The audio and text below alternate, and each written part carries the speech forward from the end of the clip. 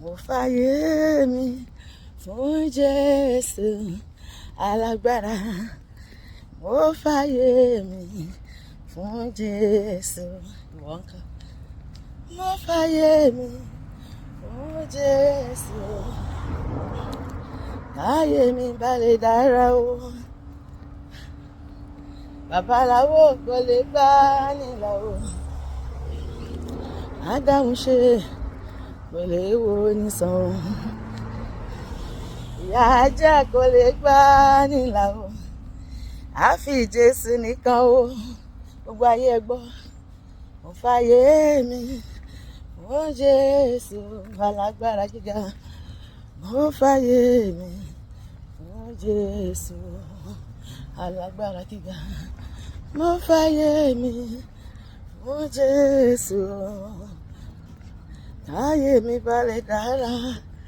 Mo lára kan tí kì í tọ́jú tì ní. Jésù lórúkọ rẹ̀ ń jẹ́. Mo lára kan tí kì í tán ní jẹ. Agbára rẹ̀ ló pín òkun níyàwó. Orúkọ rẹ̀ o ló ń gbanilà o. Èmi mọ̀ pé olùdáǹdè mi ń bẹ láyé. Ó ń bẹ láyé. Ó ń bẹ láyé o. Èmi mọ̀ pé olùdáǹdè mi ń bẹ láyé o. Ó ń bẹ láyé síbẹ̀ o. Ẹni tí pa mí mọ́ kí tóun gbé. Ẹni tí kì í sùn rárá. Kàkà kílẹ̀ gbogbo. Agbára ẹ̀ ṣùdẹ̀ o. Mo mọ̀ pé Jésù yóò gbà mí. Mo lára kan Jésù lórúkọ rẹ̀. Mo lára kan Jésù lórúkọ rẹ̀. Mo dá mi rí. Bẹ́ẹ̀ ni kò dójú tì mí. Ọ̀rẹ́ òdodo máa ní. Jésù lórúkọ rẹ̀ o. Mo lára kan tó ju àárẹ̀ ayé lọ. Jésù lórúkọ rẹ̀ ń jẹ́. Òun la dúró tì ní lọ́jọ́ ìṣòro. Gbanigbani tí à ń sẹ́. Gbanigbani lọ́jọ́ ògúnlé. Ọlọ́wọ́ gbọgbọrọ sí ọmọ rẹ̀ lọ́fìn ayé. Gbanigbani yóníyóní lánilání. Afúnni apani.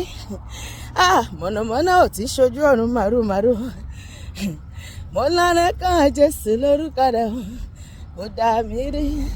Bẹ́ẹ̀ ni kò dójú tì mí. Ọ̀rẹ́ òdodo mà ní. Jésù lórúkọ rẹ̀. Ẹnìkan bẹ́ẹ̀ tó fẹ́ràn wa o. Ó fẹ́ wa. Ìwọ náà máa jọ. Arópin ọ̀sẹ̀ yìí. Ìfẹ́ rẹ̀ ju ti iye kan lọ o. Ó fẹ́ wa. Ọ̀rẹ́ ayé o. Ọ̀rẹ́ ayé kan.